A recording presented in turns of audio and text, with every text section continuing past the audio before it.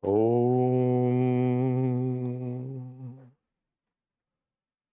Naradeva Deva Jaya Jaya Naradeva Naradeva Deva Jaya Jaya Naradeva Naradeva Deva Jaya Jaya Naradeva Shakti Samudra Samuddakarangam Darshita Prema Vijrimvitarangam Samshaya Rakshasana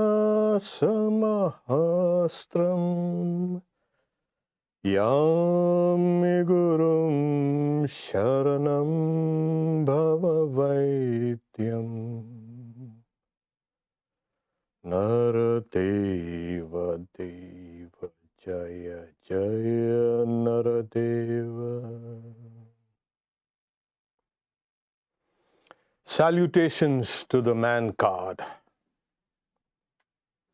I seek refuge in my Guru, the physician for the malady of samsara, who is like a wave rising in the ocean of Shakti, who manifested the divine play of love, and who is the great weapon destroying the demon of doubt. Salutations to the man god. Theanthropos, God, human. Theo, God. Anthropos, human. One day, Swami Vivekananda, with his entourage, was touring Cairo. They had crossed over from Romania, Bulgaria and all this, come over to what is now Turkey. And they had come to Cairo. And somehow he was detached from the group and he was walking alone. And he entered a kind of a seedy part of town, dilapidated buildings. And in the shadows of some of those buildings sat some women. They were prostitutes.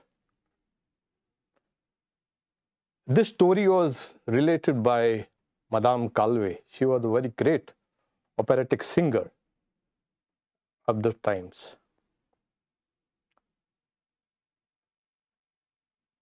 And then they lewdly started calling the Swami and laughing. And then the Swami's attention goes to them, looks at them, and he begins weeping. And he says, "Poor children." And he began to weep. They put all their beauty in their bodies. The women were silenced and, of course, abashed.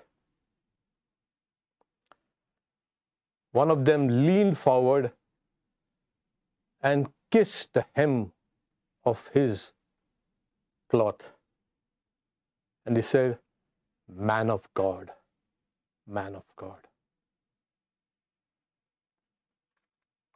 It's probably in French, "L'homme de Dios." So then the rest of the party, they found that he was there. They quietly took him away from there. So in the party was Miss MacLeod, Josephine MacLeod. She used to look at Swami Vivekananda as a prophet and also as a friend. There was also a Frenchman, Jules boy, and he was a great thinker, and he himself thought Swamiji was non-parallel, and he was a God man. So people saw him what he was. Unfortunately, today, we just see him as a patriot saint and this and that. He brought yoga to the West. Yeah, all that is there. But essentially, he was that. Theanthropos. And the verse quoted in the beginning was written by Swami Vivekananda himself about his guru, Sri Ramakrishna.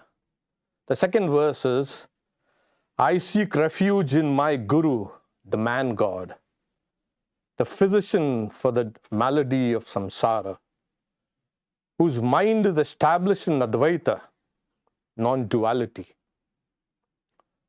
whose being was covered by the cloth of resplendent bhakti, whose karma body was ever active for the good of humanity, and whose formidable karma were all superhuman. Salutations to the man God. So he gives the characteristics of what a man God is. Okay.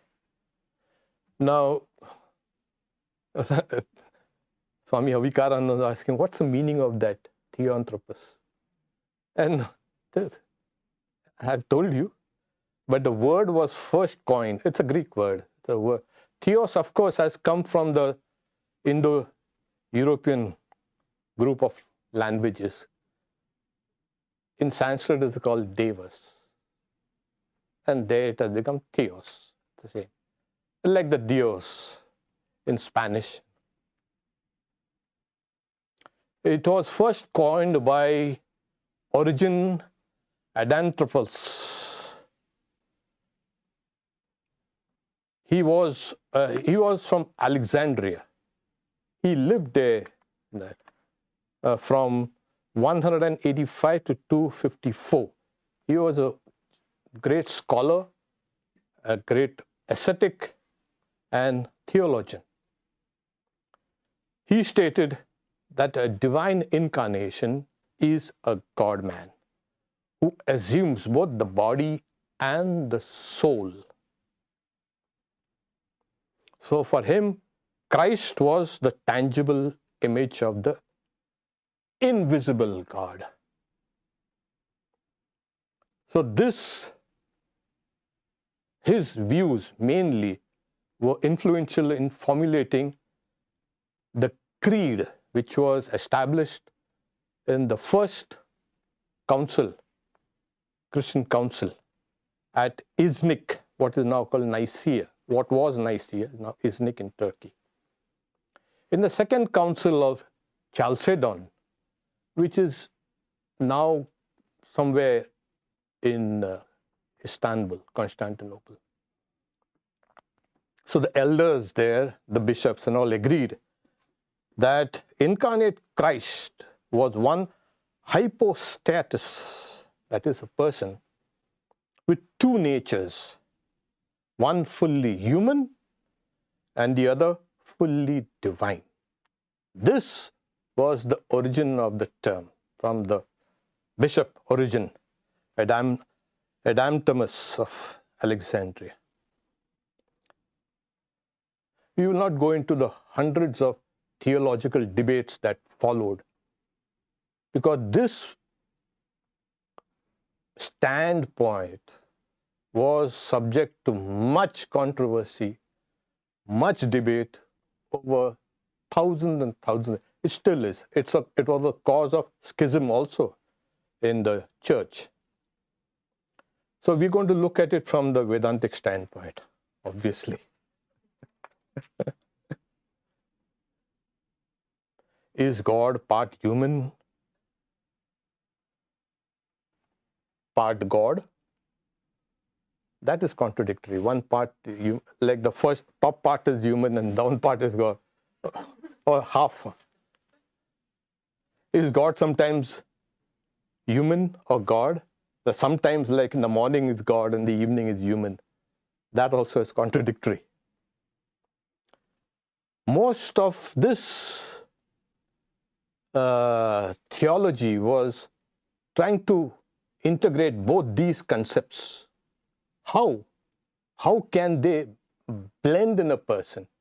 They can see there's something extraordinary about certain individuals. Like it borders on the divine, and yet they are so human. They weep like us, they eat like us, sleep like us, they suffer pain also. How is that?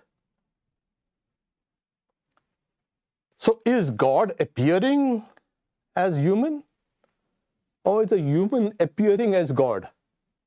That was another. The Vedantic side is, the former, the first one. God appears as human. And what about the others? Human appearing as God? That was the spiritual practices that were inculcated in the Vedantic scriptures for us to actualize that human appearing as God. That was a goal to be attained. Not only for individuals, it was for collective life. So that was the ideal. And it was on this ideal that the human appearing godlike. Human beings, but they are godlike. Many people do not know that this was the ideal in India for more than 5,000 years. You cannot base your civilization and your society on material prosperity, on markets and this and that. So social ideals have to be based on the higher aspect of a human being, the essential nature of a human being. And what is that? It's divine.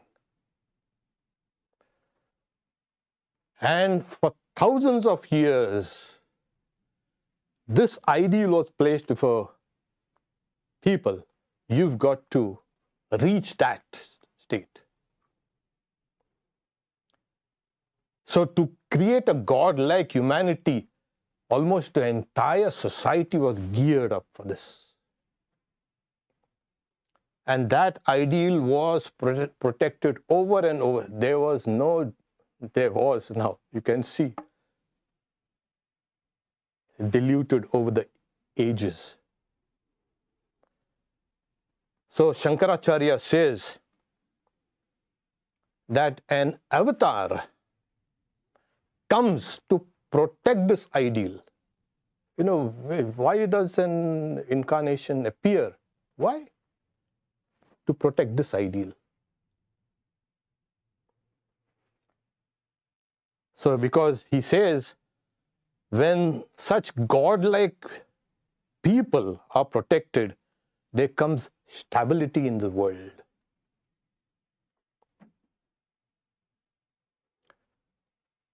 Why?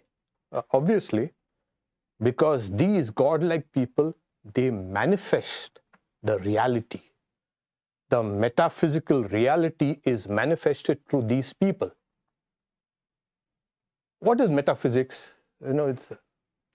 Sometimes it has become so hazy. Oh, it's nothing but it's a study of the essential nature of reality. Simple as that. Or it's a study of the essential nature of the mind. This is what an incarnation and sages and saints come to protect and to demonstrate. And over these thousands and thousands of years, we've had these demonstrations of people so godlike, far removed from the mundane, the weak humanity that we have an idea about. So Shankaracharya, this is one of his great introductions to the Bhagavad Gita. He says, when this is protected, when the manifested Brahman is protected, Dharma is protected. And this Dharma consists of two essential, you can say, movements. It's called the circling outwards and the circling inwards. The circling outwards is the pravritti and this nivritti. Both have to be balanced. So you see, there are these two mighty forces in nature. One circles outwards, and there's another counter force that brings it back in. All the laws in nature and all the laws of the mind can be attributed or boiled down to these two forces, one countering the other. Joy, sorrow, pain, pleasure, life, death, gravitation, centrifugal force, everything. A galaxy is being pulled apart and then something is pulling us down again. So, from the standpoint of a human being, this ideal of dharma, what is dharma? So now the word has become mixed up with so many things.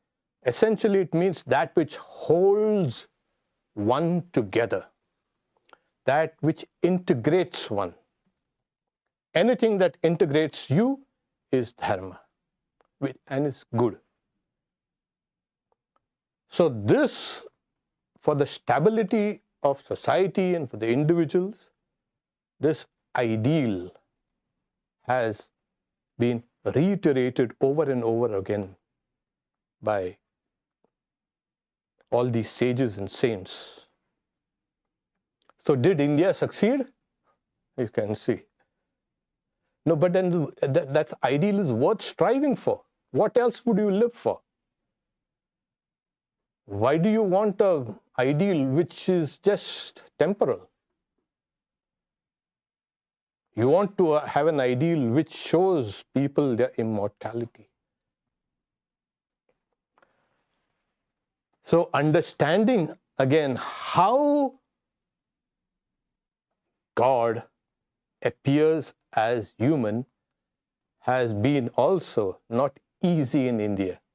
In Western theology, it's still a mind-bending, you can say, exercise.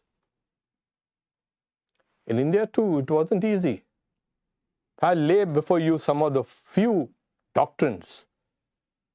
As I mentioned, from the very earliest, they saw some people who were so noble, so elevated, so grand in their thoughts and words and deeds that it bordered on divinity. Like they are not ordinary, but they are appearing as ordinary. The first doctrine, one of the most ancient doctrines actually, of what an avatar is called Prakriti Laya Purusha. It means those merged in nature. Prakriti is nature. Laya is to merge.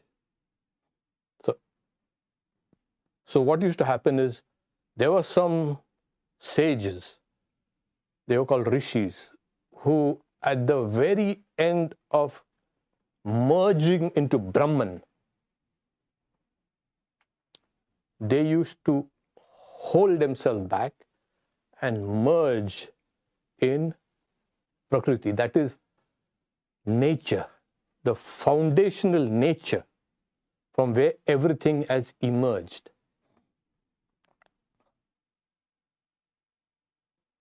So they merged there at the end of the cycle. Everything is cyclic, even creation. They used to emerge out, but now with all the powers of nature, all nature's laws were known to them. Walking on water, it's like easy, like a baby walking. Nothing. It's so easy. Flying through the air.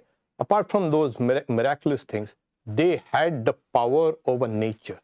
So they became lords of nature, though appearing like us.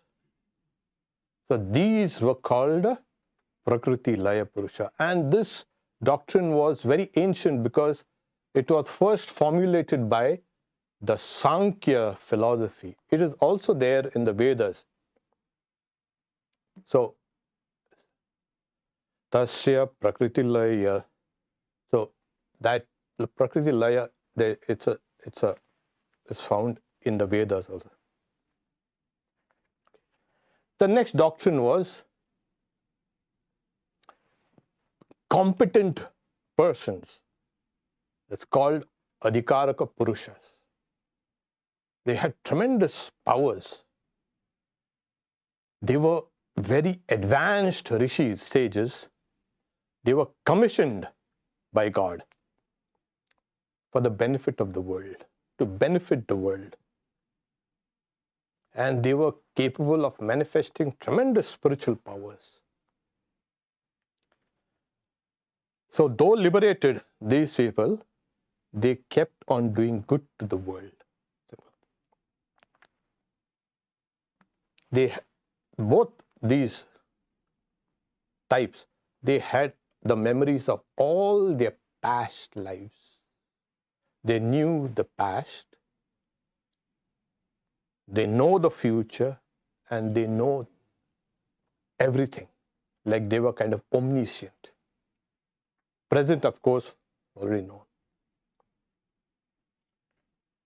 So in the Bhagavad Gita, which is one of the foundational doctrines of this avatar, he says, though I am birthless, Krishna says, and undecaying by nature, and the Lord of all beings, still by subjugating my Prakriti, the nature, the entirety of nature, I take birth by my own Maya. This is where. What is Maya? Maya is the same nature, Prakriti. So that's a very, very famous word, Ajopi Sannavya Atma. So in Sri Ramakrishna's life, we also see that apart from an avatar, and there are many types, we have dealt with this in some of our previous, but there's another class of godlike beings. They are called Ishvara Kotis. They are like God, godlike. And this time we had 6 coming along with Sri Ramakrishna. So Swami Vivekananda, of course, Swami Brahmananda, Swami Premananda, Swami Niranjanananda, and all these.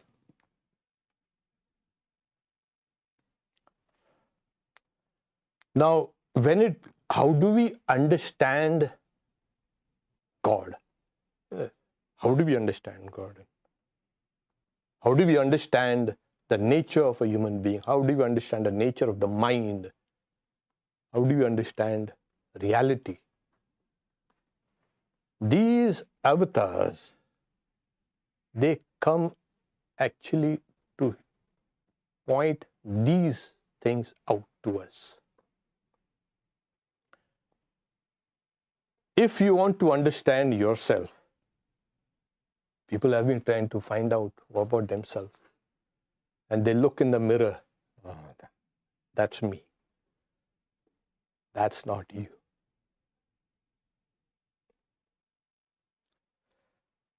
So in Vedanta, what happens is, if you want to understand reality, you have to include yourself also. You cannot have a separate metaphysics for God or reality and a separate metaphysics for you. It has to be unified. There has to be one. There cannot be any difference between God and human. There cannot be any difference between macrocosm and the microcosm. You have to unify all concepts. There cannot be any difference between creation and creator and the created. It has to be one. And this is where Vedanta succeeds in a very grand manner. No philosophy or no metaphysics has ever come to this point. You always say, no, I am a sinner. And if you think you're a sinner, you'll be a sinner for eternity. You can't call, because we look at human beings as, we know what human beings are. But that's a very dim view of humanity. We don't see them really as the potential that is there within them. So Vedanta has completely, and that's why the great Vedic dictum, it's called a Mahavakya. Thou art that. Tattvamasi. You are that. That's from the Vedantic standpoint. Even the Vedantic standpoint, from the dualistic standpoint, Swami Satyamayananda, one of the great disciples of Sri Ramakrishna, says, well, the Divine Mother is infinite power, and you are heirs to that power. So if you think yourself as weak and silly and stupid and degenerate, or generally we don't think of ourselves like that. We think everybody else are like that. That's not. I'm surrounded by all these.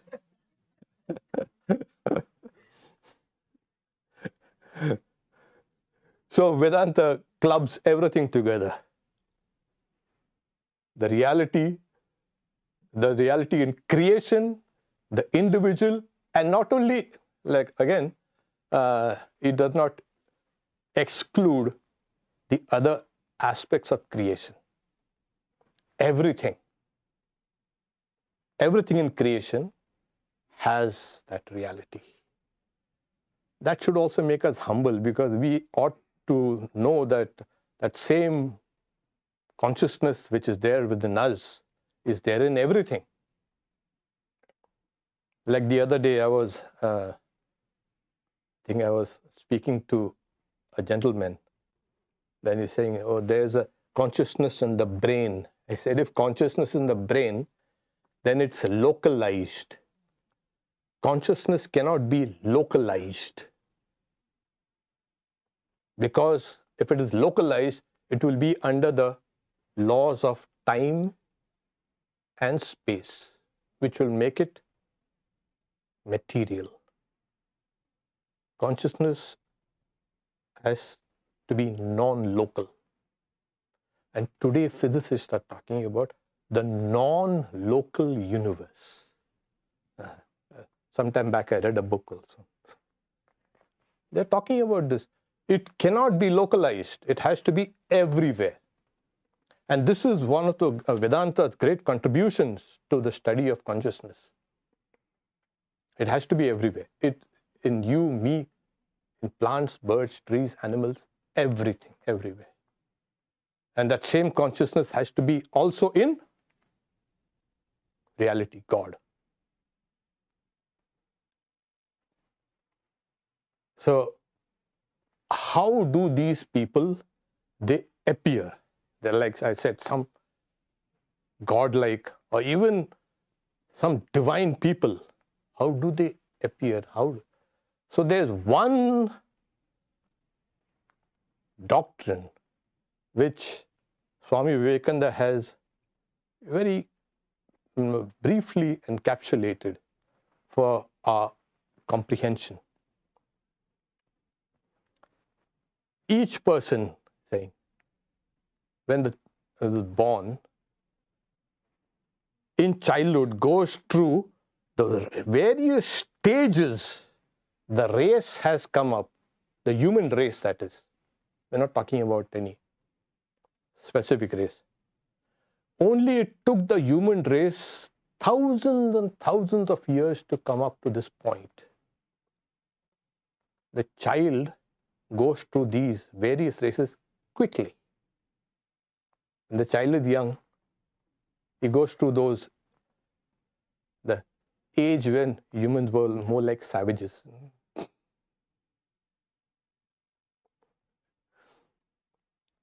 He goes through every age very quickly. The fetus goes through those various stages of evolution very quickly. And as that child grows up, comes to now where the human race has reached. So this is what happens to everyone who is born.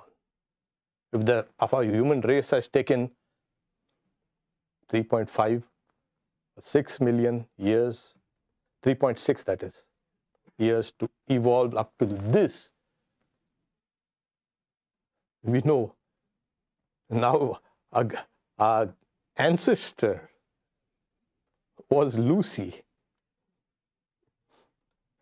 And the Lucy's descendants, the way they moved up till here, we all have to go through those stages. And then Swami Vivekananda, he says, now suppose the whole of humanity is running or evolving up to that stage. Not only human beings, but the whole of nature is evolving. Where does it all end? Where does evolution end? Well, for one thing, perfection. If you see Lucy and you see us now, Lucy, you might look at, oh, look at that. You didn't dream this could have ended up like this. Yeah, she will be glad. But she is within us.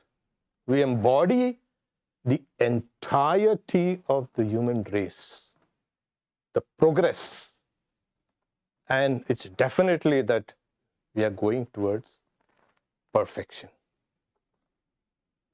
Okay. Now, Swami Vivekananda said, there are some men and women who are born who anticipate the entire sequence of this evolutionary journey. They race through it quickly, come up to where we are now, and push ahead, because the ideal is perfection. So they live the entire past, the present, and the future of humanity.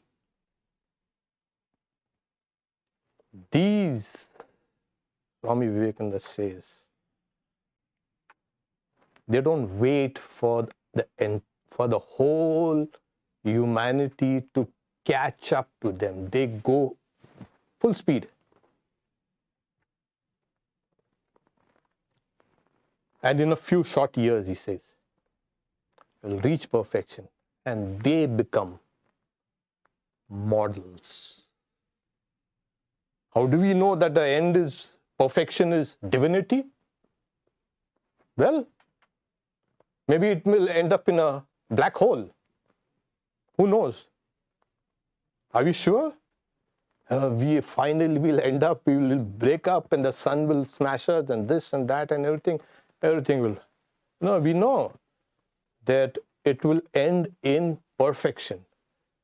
perfection in the sense of we will manifest our divine nature. Your perfection ends with divinity. Because we see these people, some men and women who have, these are the man gods, these are the Theanthropos. So if they move, travel fast, even into the future, in this world, everything is under laws. But we know we can hasten progress. And that hastening process is the path of yoga. We can hasten. So when a person is meditating, and we'll say, look at this stupid, dumb person sitting down with closed eyes while the whole world is passing by. What is that person? That person is evolving herself or himself and reaching out far beyond our present conceptions of humanity. So yoga is the driver, the engine that pushes us to the future. So that is what, so the avatars show us what future humanity will be like. You want to know what's the future humanity? Study the life of these avatars, these godmen. Take the life of Buddha. Look at that. How can such a person even exist? Or you take the Christ, or take Ramakrishna. And Swami Vivekananda says,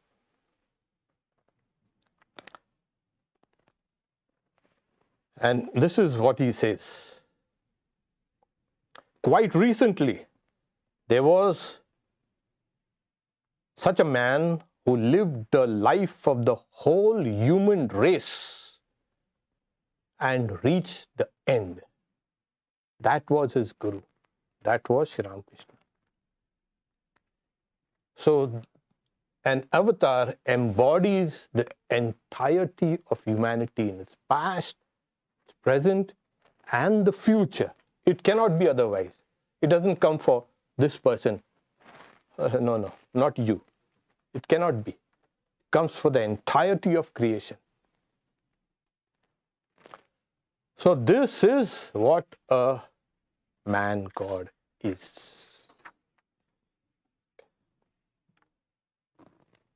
See, what happens is, as I said, humanity, we have an idea about humanity. In most of the scriptures, we find the descriptions of Bhagavan, God. Now, God can take any forms. He has many forms.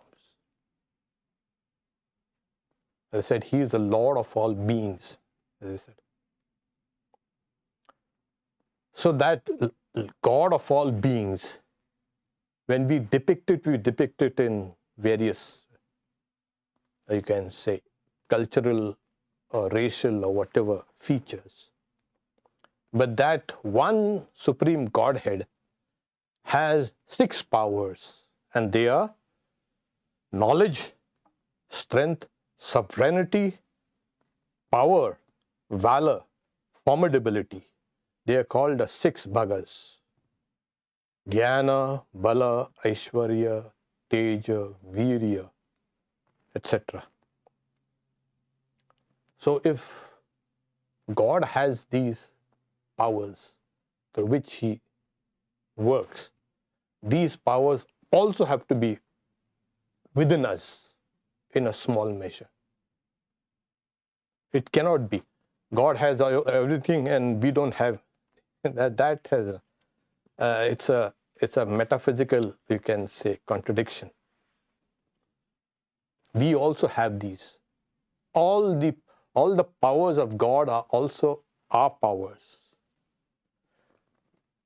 These powers have to be awakened, and then they will manifest.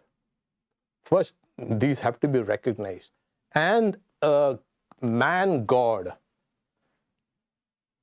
work is exclusively this. The mission is to awaken the powers in everybody.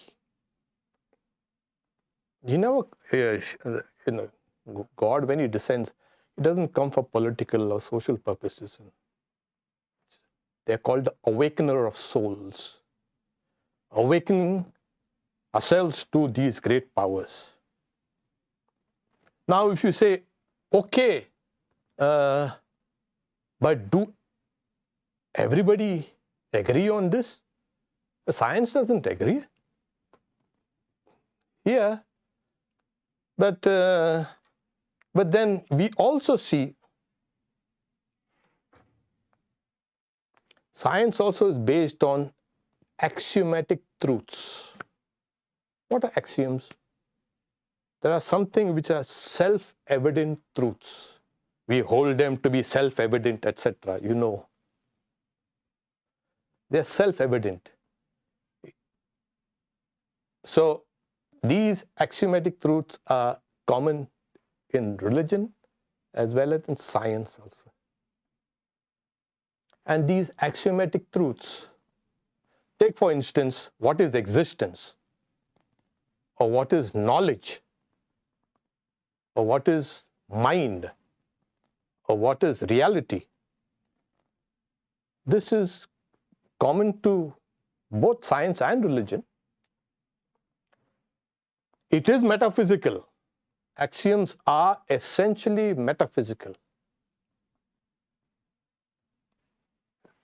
Both know, both religionists and scientists know that truth is comprehensible. It can be understood. Nobody says, no, you cannot understand. At least in Vedanta, they say, you cannot understand God. Everybody is eligible to understand this truth. So truth is understandable. Yes. And then, why? Everybody knows this truth is the highest good. Nobody says truth is bad. I never met any bad. Maybe you all must have met. Truth is bad. Truth cannot be understood. Truth is understood. It is good. And why it is good? Because it is beneficial to everybody. Not only to the individual, but to everybody. So this is just metaphysics. Only in religion, they nested this metaphysical truths in mythology, in philosophy, in stories. But you try searching through and you'll find that thread running through all these stories. So it's the same. We don't have, Vedanta never had any dispute or discord with science. Nothing. Okay. So how do we go there? How do we get there? Swami Vivekananda said, it's a brilliant quotation. I'll say. None will be left behind. None destroyed. All will in the end be made perfect. Say day and night, come up, brethren. You are the infinite ocean of purity. Then he ends, be God. Manifest as God. This is Theanthropos. Be God, manifest as God. So the ordinary ideas of creation and humanity are pushed aside, and it's not only certain human beings are endowed with this godlike quality, but each and every one of us have this quality. This is our essential nature. And we need to be reminded of it like we are doing now.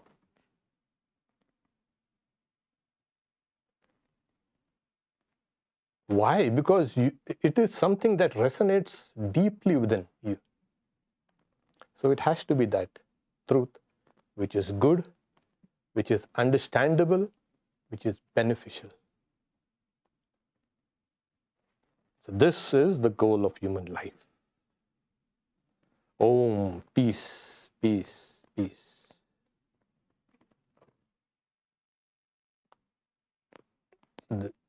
For the QA now, there hasn't been anything here. Okay, Shri Ramakrishna saw and talked to the Divine Mother. So where is non-duality when one person is interacting with something apart from oneself? Yeah, nice question. You can, in the state of Saguna. Non-duality has got two aspects. The without qualities, where everything is merged. You are just cherry picking, because Shri Ramakrishna also experienced that higher state where he says, when the mind was about to merge in Brahman, the form of the Divine Mother comes, and I cut it with the sword of knowledge, and then my mind merges into that. Okay. So the Shri Ramakrishna had that, you can say, vast, you can say, experiences from the non-dual to the, as you say, qualified non-dual and the dual everything. You see, an avatar comes for everybody. It does not come only for the non-dualist. He will come for devotees, for the yogis, the jnanis, those who are workers. Otherwise, we'll be just playing on one note all through, when we have the whole, you can say, orchestra here. Why you want to play the whole note? So how will the world function if everyone becomes enlightened? Ha! Oh, wonderful! It will be an enlightened world. What's wrong with that? You'll be divine, you'll be human. Swami Vivekananda envisaged this, saying, gods will live with gods. Sages will walk the streets down. And if you don't try, anyway, nature is going to push you towards that, whether you like it or not. But only there are some people who like to do it quickly. There are some, take your time. Take a few million years. So, that's the ideal, that is what the ideal society that the Vedanta was trying to establish for the last 5,000 years. Okay.